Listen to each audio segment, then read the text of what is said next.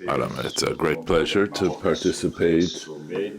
on behalf of the Kingdom of Morocco in this pre-summit. I'd like to answer your question, first of all, emphasizing that in many of our countries, schools are undergoing crisis, and many reforms have been undertaken up until now, but they have not allowed us to obtain the decisive results we wanted, either in terms of everyone going to school to have the most inclusive possible to master either basic tools or new forms of learning, nor yet in terms of development of citizenship, as has been said by others, on a broader or more universal base for countries. So I think there are different things to bring out here. First of all, the fact that education is a concern for society, and it's just one component of a larger whole. We need to have a consistent and co-built vision of the whole. We have to have a more systemic approach with a new form of commitment by society. The second thing I'd like to say is that school is a long-term effort, and we have an intergenerational effort that is needed. How can we create a dynamic that is carried forward in such a way that the system is resilient? How can we combine the medium and the long term with results and action that we need in the very short term, so as to ensure that this change will both give us a new dynamic in the present, but also prepare the future, falling back on things that have been shown to work, including in the past. Then finally, we have issues of governance and resources, which we perhaps focus on too much without focusing enough on students and educational autonomy, making teams responsible in schools as well. The ability to make reforms a reality in the classroom. These are all things that seem to me essential, and these are the stakes we're playing for. And then in just quite quickly, let me share a bit of the experience we've had in the Kingdom of Morocco, which initiated an educational reform, which is part of a new development model, which itself is the result of a consultation and co-building process which was launched some 3 years ago now.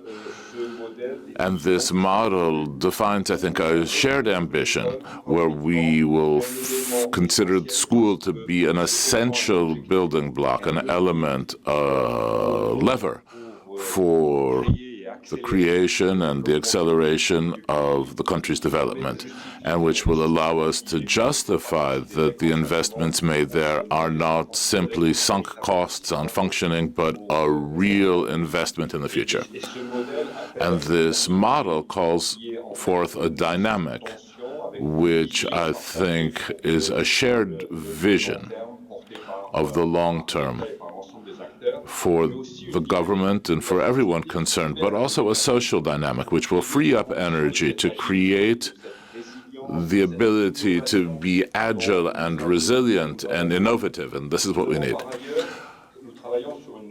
We're working on a roadmap, or a draft roadmap, which today has been submitted to a broad-based consultation which has 3 main focal points. One concerns students, emphasizing preschool, mastering basic skills in primary school, and then various professional paths afterward. Another focus on teaching with all the subjects of teacher training and making the job that teachers do more attractive in society. And then a third point on schools as a place where a teaching team, which is somewhat autonomous, should be able to act in such a way as to create the necessary preconditions for these improvements to occur. And then finally, I'd like to emphasize the roadmap we have today, which is open to broad-based consultation, as I said, which kicked off, I think, a bit more than 2 months ago, and the results of which will be finalized by the end of September, to allow us to encourage, first of all, to mobilize all the stakeholders to create conditions for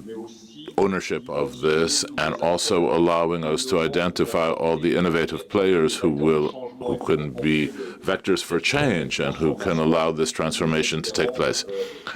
And we hope to end up with a platform for commitments which will be the broadest possible platform.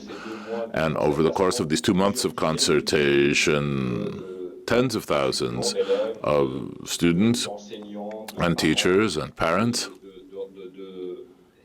and elected officials